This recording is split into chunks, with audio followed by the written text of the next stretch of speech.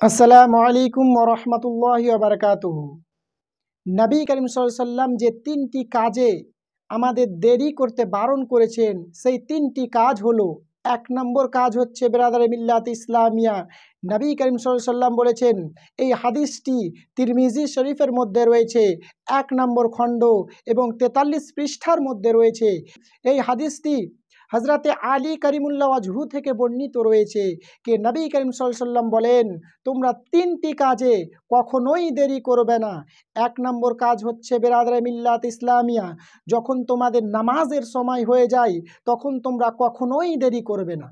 যখন তোমাদের নামাজের সময় হয়ে যায় তখন তোমরা কখনোই দেরি করবে না। কারণ জোহরের বা আসর প্রত্যেক নামাজের নির্ধারিত টাইম রয়েছে, আমাদের সেই টাইমের মধ্যে নামাজ আদা করতে হবে। ওই কারণে নবী করিম সাল্লাল্লাহু আলাইহি সাল্লাম বলেন, তোমরা নামাজে কখনো দেরি করিও না। ২ নম্বর হচ্ছে, তোমরা নামাজে জানাজায় কখনো দেরি করিও না।